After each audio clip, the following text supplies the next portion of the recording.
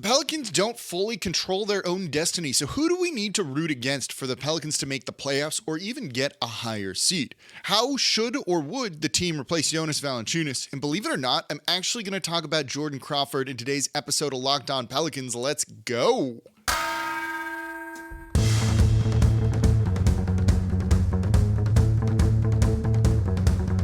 You are Locked On Pelicans, your daily New Orleans Pelicans podcast. Part of the Locked On Podcast Network, your team every day. Welcome to another edition of Locked On Pelicans, the daily podcast covering your favorite team, the New Orleans Pelicans and NBA, part of the Locked On Podcast Network, your team every day, available wherever you get your podcasts and available on YouTube. I'm your host, Pelicans Insider, credential member of the media, Jake Madison, at NOLA Jake on Twitter. Here with y'all on this Tuesday, big game day for the Pelicans, taking on the Los Angeles Lakers. I'll give you a quick Brandon Ingram update here in just a second. We got a pretty packed show. Taking your questions off of Twitter, plus one of the more ridiculous things I've heard in a while, and I just want to talk about it on here with y'all. So we're going to look at the standings. Who do the Pelicans need to watch out for? What's the plan for Jonas Valanciunas after the season? And yeah, Jordan freaking Instant Grits Crawford for some reason, which is kind of fun and funny. It makes me laugh. And thank you for making Locked On Pelicans your first listen today and every day. We're here Monday through Friday for y'all, completely free. No one else coming to you like this, breaking down everything you want to know about the Pelicans team. Subscribe wherever you get your podcasts and on YouTube. And if you want to support the channel, number one thing you can do, comment down below on YouTube. In today's episode of Locked On Pelicans, get this, brought to you by Ibotta. Ibotta gives you cash back on hundreds of grocery items from produce to personal care to pantry goods. Right now, Ibotta is offering our listeners $5 just for trying Ibotta by using the code LOCKED when you register. Go to the App Store or Google Play Store, download the free Ibotta app today. So let's get into your questions. We had some time in today's show. Oh, Brandon Ingram update first. He's listed as questionable for this game against the Lakers. It's a must win. You know, these next five, as I said in yesterday's show, are going to make or break the team's season. If they can go 5-0, 2 thumbs up, and they're going to be in a very good spot. If they go 4-1, that's not as good as 5-0, but win against the Lakers, and that's significantly going to help you. That's the one they really need to get this one. Brandon Ingram, questionable, is probably going to give it a go before shoot-around. We'll see. He still had some swelling as of Sunday, a little bit of stiffness, a little bit of pain. He's been going through warm-ups. He's been landing on his feet well. If you're watching him in those warm-ups, you know, I'd say I think he should play, but I'm not an expert on this one very clearly. So we'll find out, and we'll talk about it in tomorrow's episode. So today, let's go right into the things that you want to hear. This one comes from @YoFrenchBread, TD's Flyer Miles. That's a good one. Based off the remaining schedule, what teams should the Pelicans worry about for their chances of becoming a 6th seed or not making the play-in at all, since the 6th through 13th seed is separated by just 3 games? It's tight. It is tight in the Western Conference from the middle of the pack on up. The Golden State Warriors are the 6th seed, 35-33.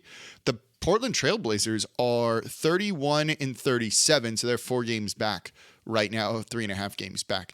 It's jumbled up there. The Pelicans sit in 12th as I'm recording this currently. Lakers in 11th, OKC at 10th, and then Utah at 9, Dallas at 8, and Minnesota at 7. Both those teams, Dallas and Minnesota, are 34-34.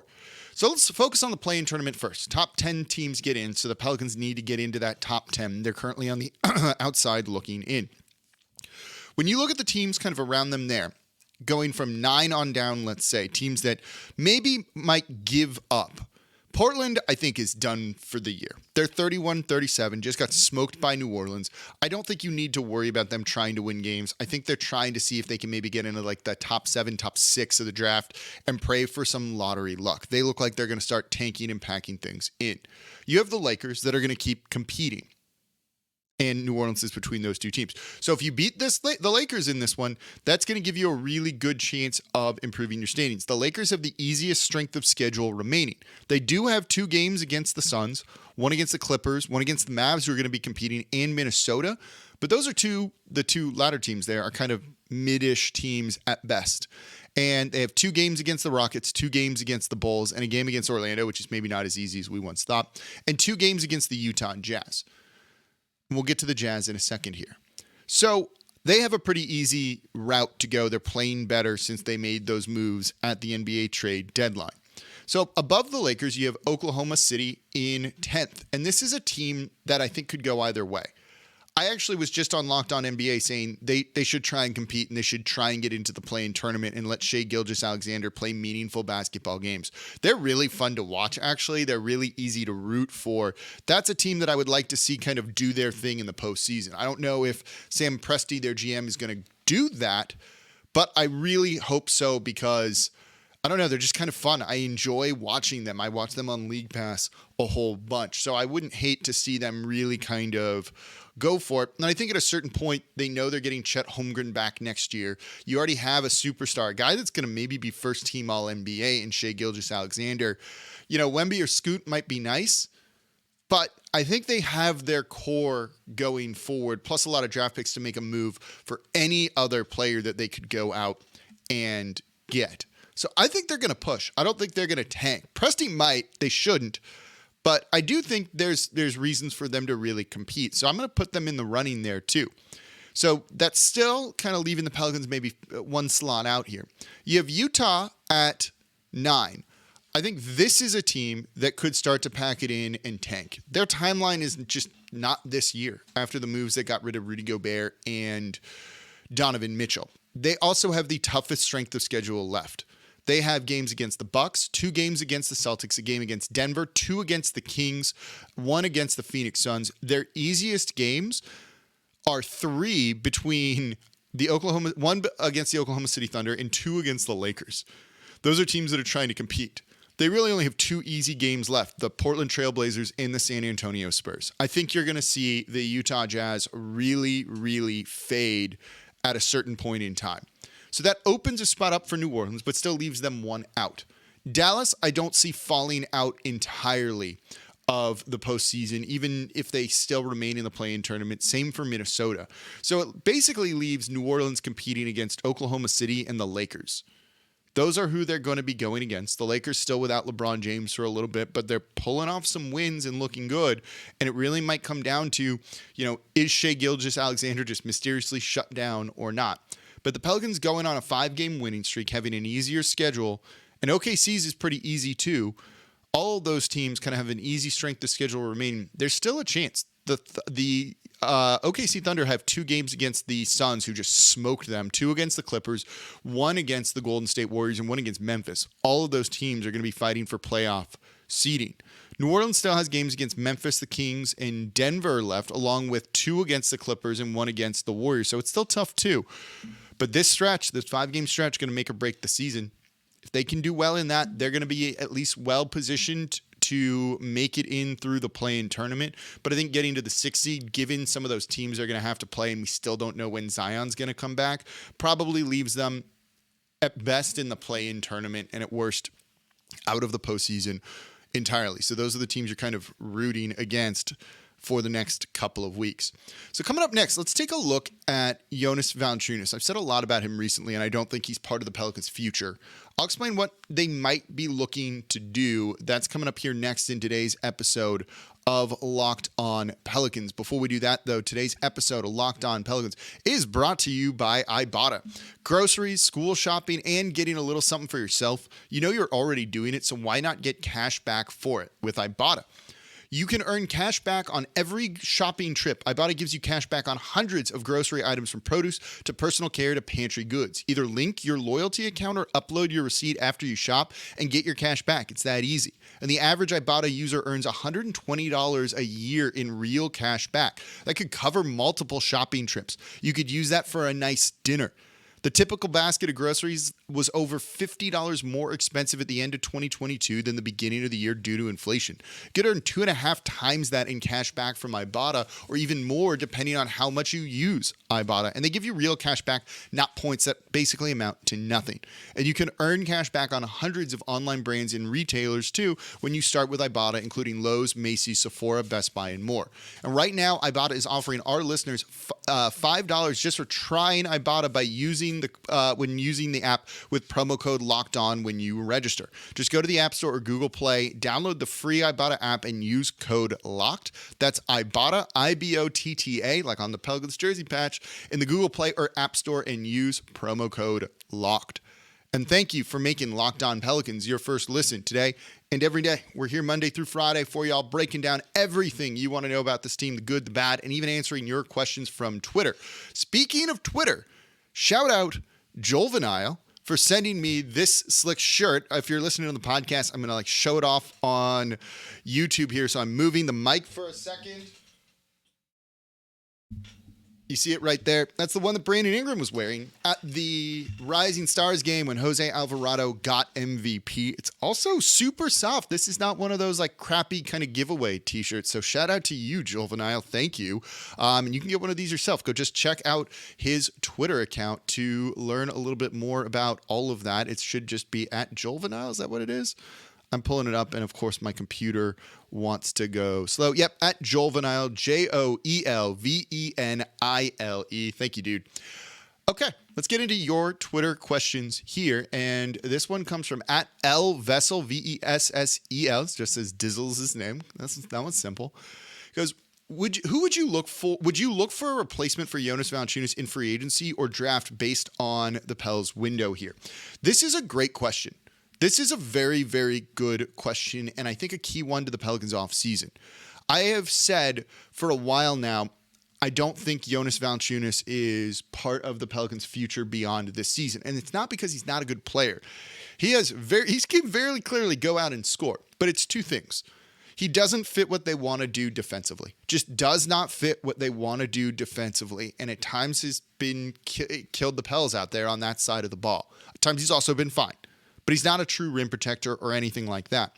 You've also kind of seen him phased out offensively too. There have been some clear games where they should feed him more and play through him more, and they don't. So it just seems like not part of the plan. Just as simple as that. And so I think they're going to look to move on from him because of that. And part of that is because, his money. This is a guy that is making $14.7 million this year. Next year, in the final year of the deal, he's making $15.435 million. For a guy that you're just not using or playing that much, that is a lot of money. He's playing, 6 minutes fewer this year than last season. This is the fewest minutes he's had in, a significant amount of time, it seems like. So paying that much for a guy that you just don't utilize that much just doesn't seem prudent, given that, part of bringing Josh Richardson in was for him, but also as a way to kind of dodge the tax and get under the tax next season. So committing that much to a big man that you don't really want to use, I don't think is great. And so that leads the question of, how do you fill that void? I think there's two ways they could go about doing this. Maybe they try and re-sign Jackson Hayes. I don't think Jax is going to get close to the $7 million. He's making $6.8 million this year. I don't know if that's what his average is going to be. If you can get him for $5 million, do you sign Jackson Hayes, say 4 years, $20 million, $5 a year? Let's call it easy here. Start him like you kind of did last year as a spot starter, starter in name only, and then just basically play Larry Nance Jr. the majority of the time. Larry's going to earn a little over $10 million next season. For those two, they're giving you the same kind of amount of production that JV gives you, and they combine to equal his salary, and it kind of takes up more minutes.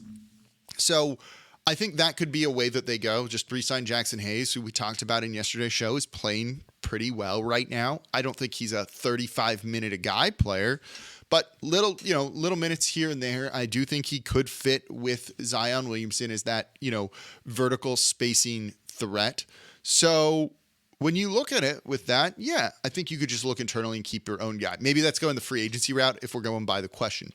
The other way might be to, again, pick up someone who's just a starter in name only in free agency. I don't think it would be the draft. I think they really like playing Larry Nance Jr. out there and going small, or maybe going with that small ball lineup we've seen with Herb Jones at the 5. So they don't want, that kind of traditional center. They want a switchier guy. But if you do need a traditional center, someone I talked a lot about at the trade deadline was Mason Plumlee, who was traded from Charlotte to the Clippers. He's making about $8 million this year. You could probably get him for $5 million next year. This is a guy who in 21 and a half minutes for the Clippers, 10 games, only 4 starts, is averaging 9 points and 8.6 rebounds. For $5 million, if you get that kind of production from a guy, a starter to just kind of soak up those minutes, be a big body, I don't hate that. I don't hate that at all. He doesn't shoot threes. Kind of a same type of player as Jonas Valanciunas that can give you somewhat similar production for a fraction of the price. I think if you're looking for a Jonas Valanciunas replacement, it's probably in theory Larry Nance Jr. is the guy who's going to close games, play with the starters more. But if you need like a body like that fills a similar player profile, you do it for cheap. You don't do that for a lot of money. It could be Billy Hernangomez just starts for you next year on his, basically vet min deal, and you play him, 7 minutes in the first half, 7 minutes in the second half, and that's that. I don't think that's who they want to do because of the defensive issues there. Mason Plumlee at least gives you a little bit more rim protection. Jax has done okay at that, to be honest. But I think that's kind of how you fill that role. I don't think you want to draft a center if you think the future of this team is kind of playing small, and maybe Zion eventually, though probably not, could work out at center, and that kind of fixes this problem a little bit too. You need a shooting big next year, though, that's for sure. So anything they do is just going to be a starter in name only and play like just not a lot of minutes. So don't spend a lot of money on that and try and, do what you've got to do when it comes to the luxury tax, essentially. And I think that's probably the route that the Pelicans will go with, something like that. So coming up next, this one's a little bit different, and this one comes from Andrew Lang. At Andrew W. Lang. Thank you, dude, for talking to me about this the other day, because I had no idea that Jordan Crawford has one of the most ridiculous quotes that you're ever going to hear. And I'll read it to you coming up here next in today's episode of Locked On Pelicans, and tell you what's relevant to the team, because he's talking about Alvin Gentry and the Pelicans. So that's coming up here next in today's episode of Locked On Pelicans. And today's episode of Locked On Pelicans is brought to you by FanDuel. It's the stretch run of the NBA season, and now is the perfect time to download FanDuel, America's #1 sportsbook, because new customers get a no-sweat first bet up to $1,000. That's bonus bets back if your first bet doesn't win. Just download the FanDuel Sportsbook app. It's safe, secure, and super easy to use. And then you can bet on everything from the money line to point scorers, threes drained. You can even do the same game parlay where you combine your bets for a chance at a bigger payout. I had a 5-leg same game parlay that was like 3 points from CJ McCollum away from hitting. It would have been $10 to win $123.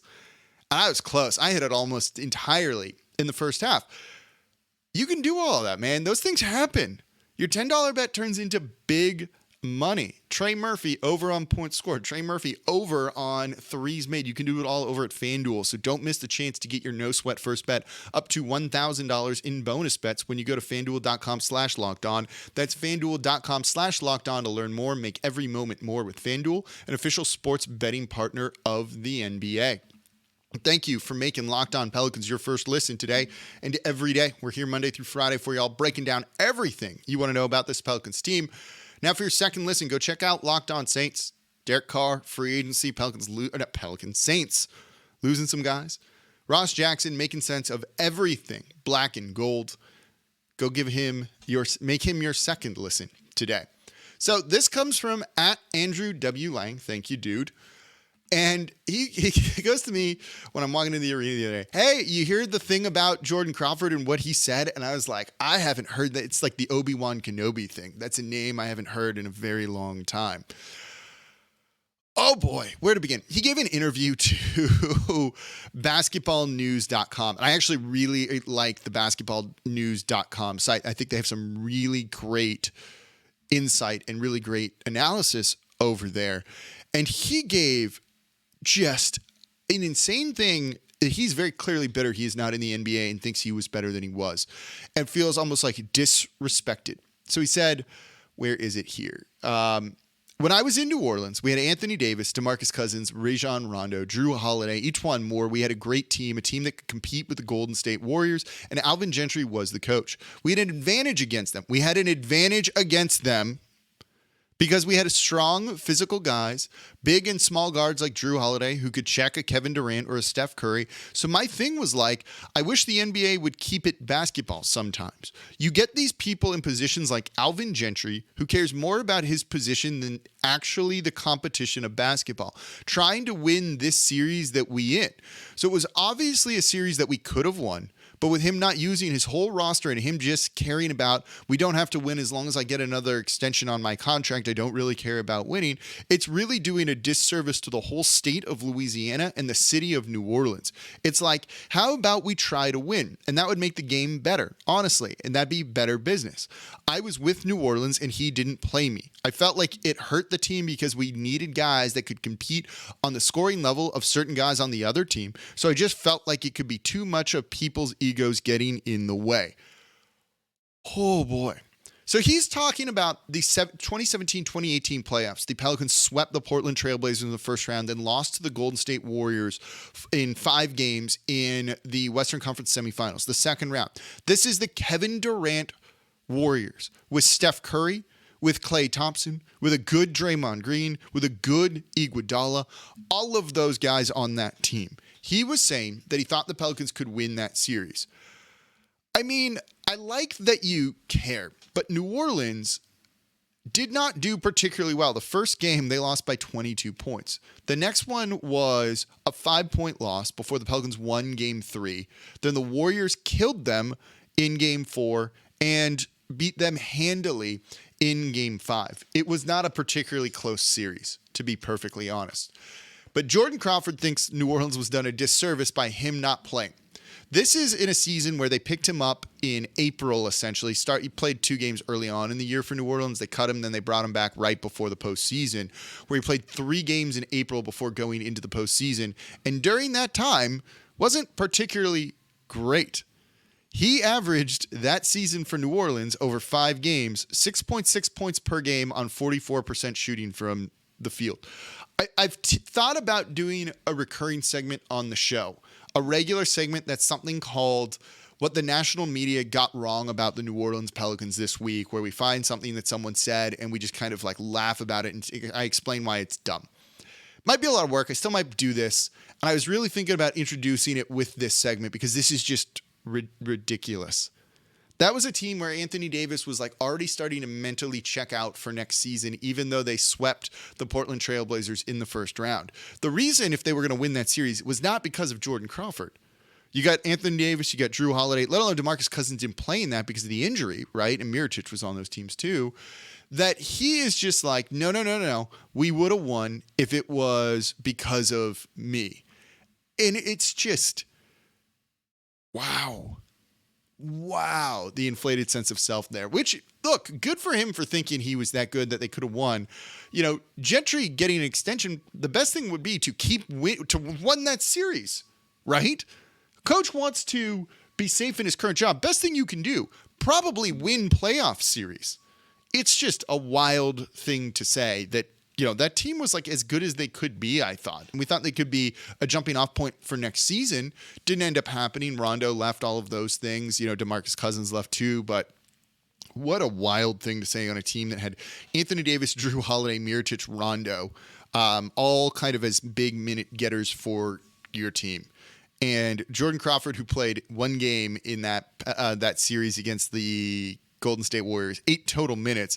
To his credit, and we'll end here, to go 6 of 7 in the 8 minutes that he played, that's, you know, he shot 85.7% from the field and had 14 points in 8 minutes. It's pretty good. Maybe he ended up actually being on to something, though.